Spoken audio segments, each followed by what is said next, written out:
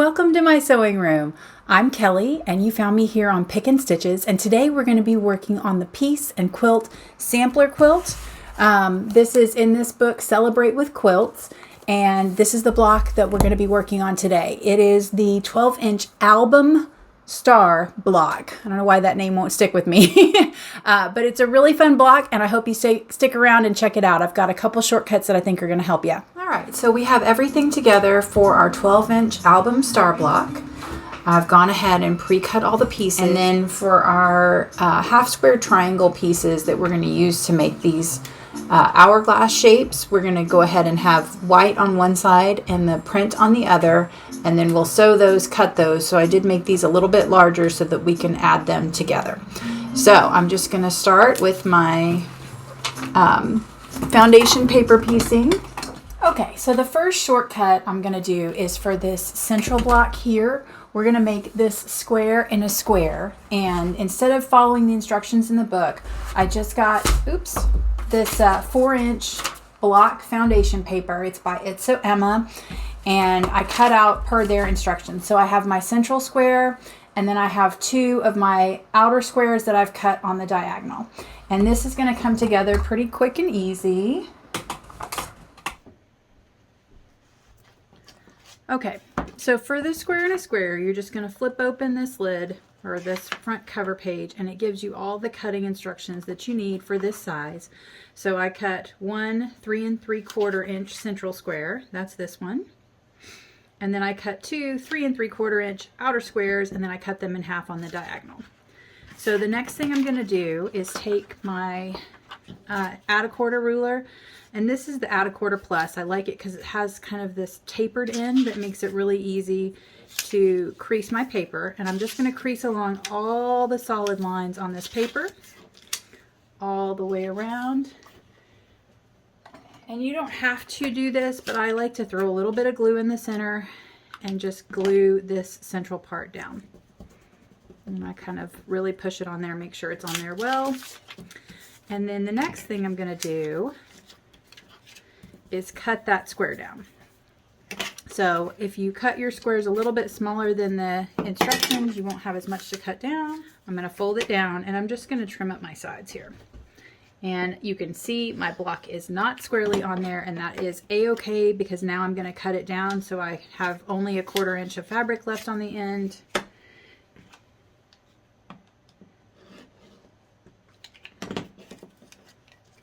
We'll do all 4 sides here. Oops.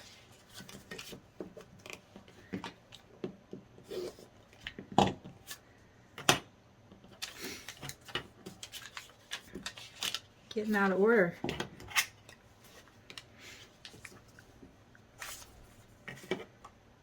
All right.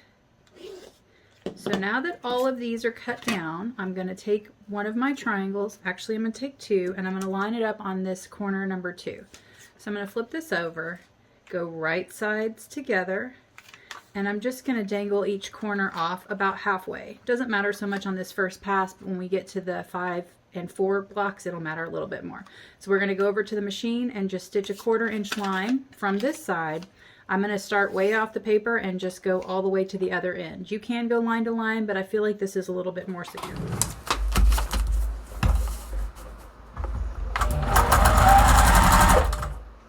I'm going to snap my stitch length down quite a bit because that makes it easier to pull the paper off.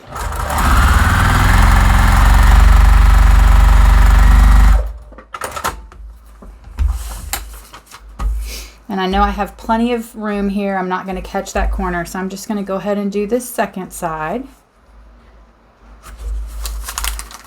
Hold it in place while I flip it over.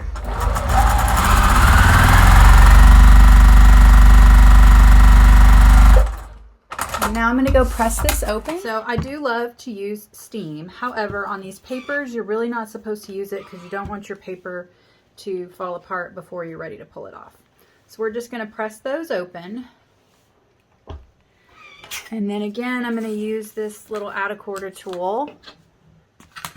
And I'm going to gently pull it back because remember I stitched off of these lines a little bit just to give myself a more secure hold. And once I have that peeled back to the right distance, I'm going to trim these off. I'm going to do the other side.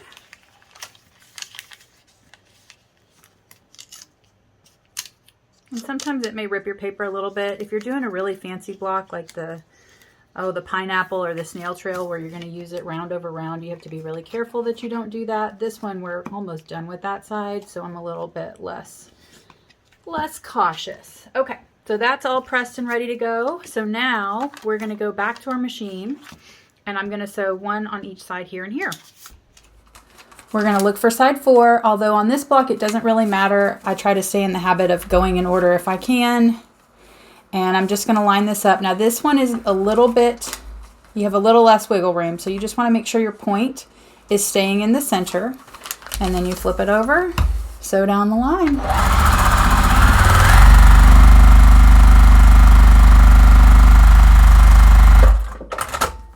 And on the other side, I still have well over a 1/4 inch, so I know I'm not going to catch that in the seam either. I'm going to line it up, make sure my point is mostly in the middle, and then I'm going to flip it over and go.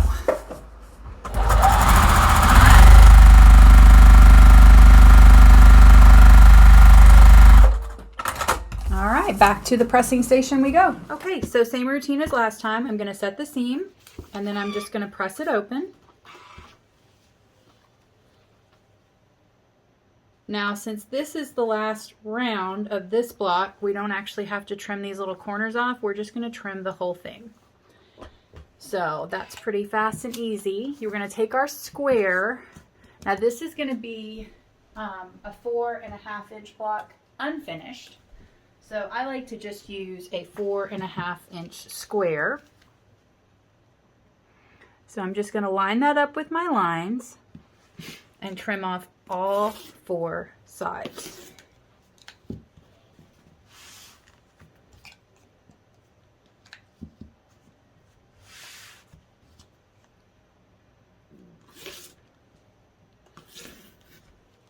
All right.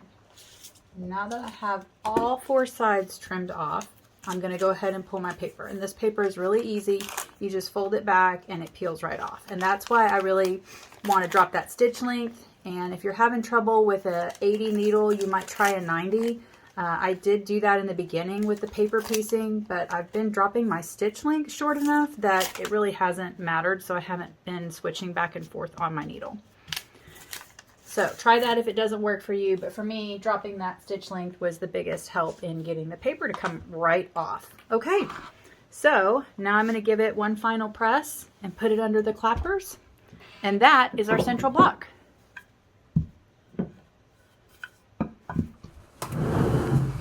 Okay, sorry we had a little bobbin break there.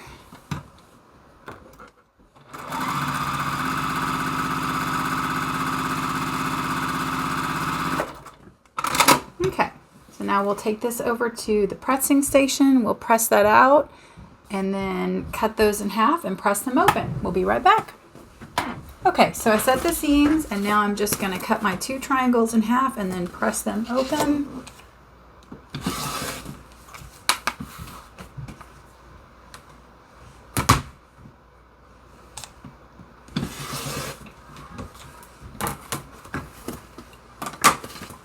We'll press them.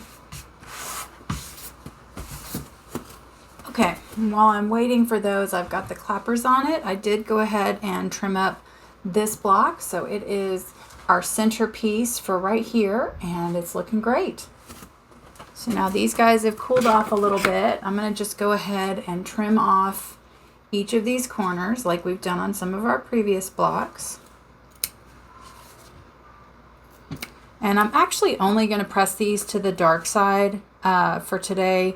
I want these blocks to be able to nest because they're going to be a little bit complicated, and I want to make sure those seams are really easy to align.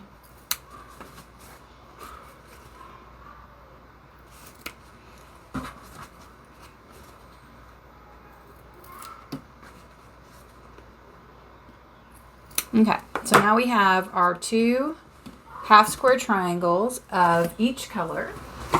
Okay, so what we're going to do is take our 2 opposite colors. we're going to nest those seams, and then we're going to sew diagonally the other direction with 2 1/4 inch seams as well. So I'm going to grab my quilter's ruler, and I'm just going to draw those onto one side. Get that all lined up. Where's my pencil?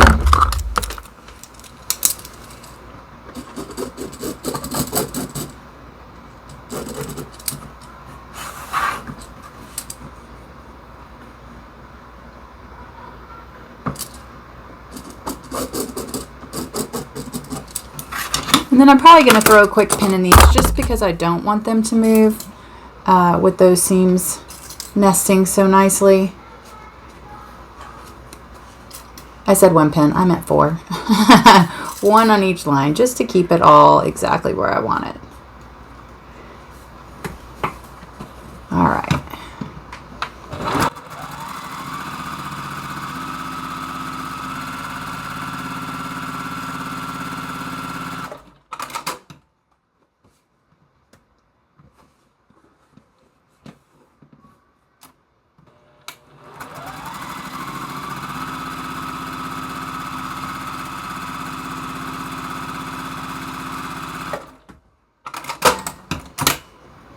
Alright, we'll do that for the other one, and then we will take them over and press them.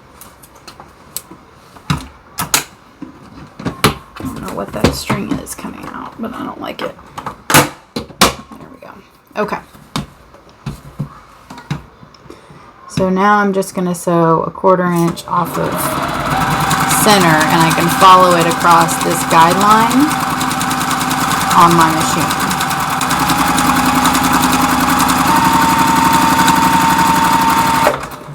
You don't always have to draw the lines on. I just find that it is easier to actually follow a line than try and sew exactly a 1/4 inch from a line.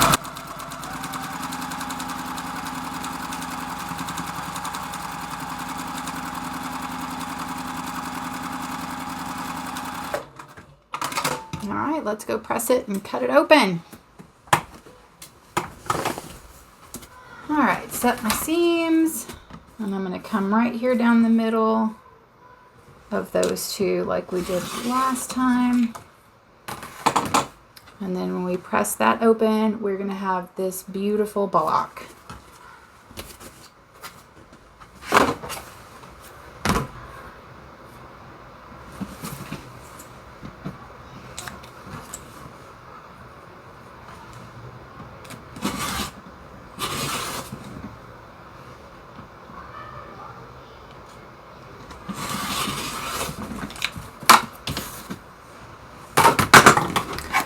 Okay, so we're all pressed open, and per the instruction, I pressed towards the dark side on this. I did not press these open because I wanted them again to nest.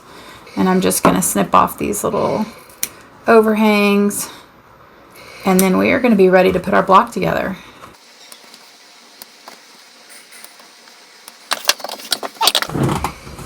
So now we've got our 4 blocks that are going to be added to each point. I'm going to need a bigger design board.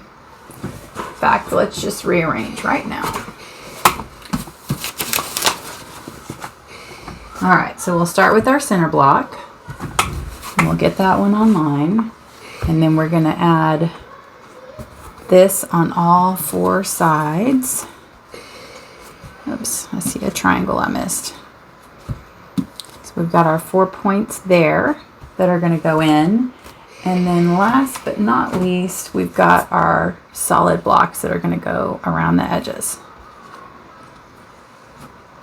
So for this next step, I'm just going to sew this row over to this row. I'm going to chain piece, and then we will press it.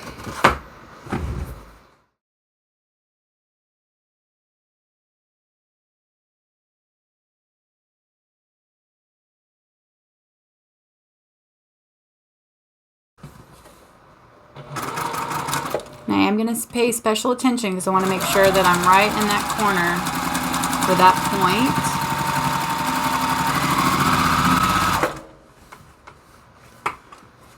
And I'm going to pull my stickers off.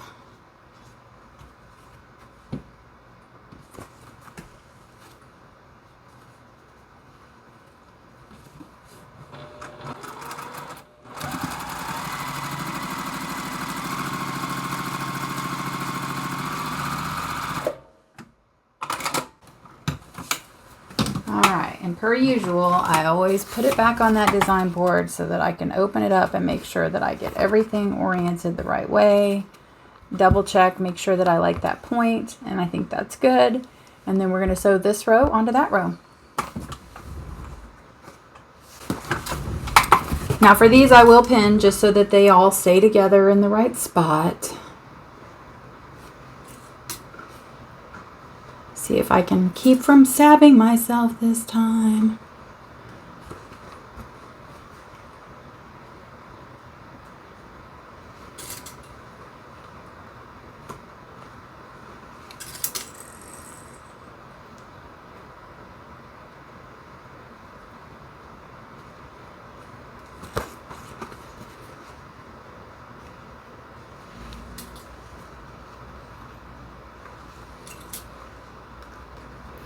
Alright, and I'm actually going to sew from this end on the back side just so that I can see where this point is and make sure that I hit it on that second section.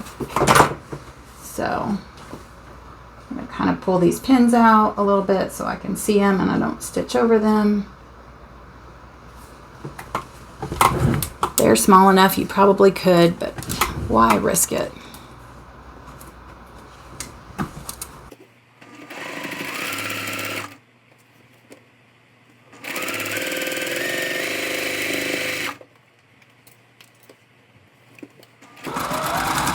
So I'm going to watch that point.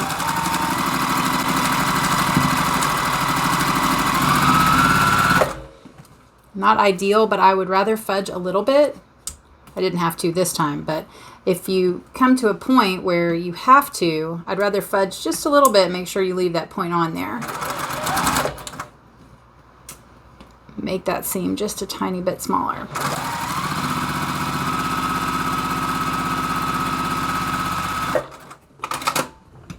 Okay, I'll go press it open. Okay, so everything's pressed. We're ready to sew each row together. So I pressed this center block towards the middle and these two blocks towards the outside, so they should nest nicely. We'll go ahead and pin them and get them going.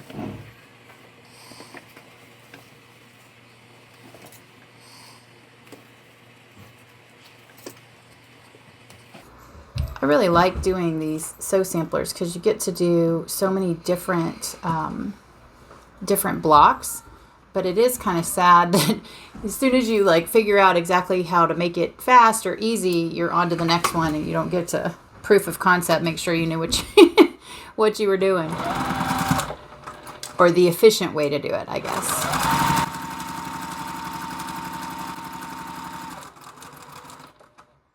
Now this is my center point and I'm kind of sewing from the wrong side, but I can still feel it right there, so I know where I'm aiming for. I mean, I'm aiming for 1/4 of an inch, but sometimes that's not where your point is. Hello. There we go.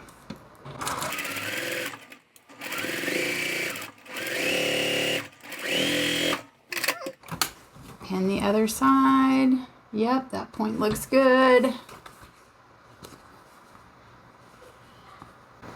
Now I'm going to do this one from this side so I can see that point. Thinking ahead.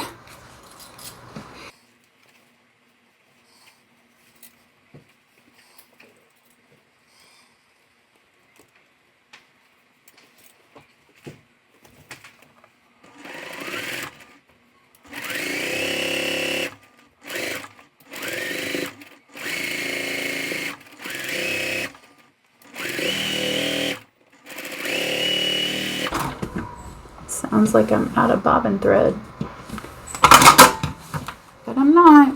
Okay, so I like where our final 2 points ended up. We'll go ahead and press it, guys, and here we have it. Our block is all pressed and finished, and I really like this block. It's an easier block than I thought it was going to be, and it was definitely a lot of fun. Okay guys, that wraps up our 12-inch album star block. Again, that's from the Celebrate with Quilts pattern that we've been working on. This is the sew along. This is the second block for May.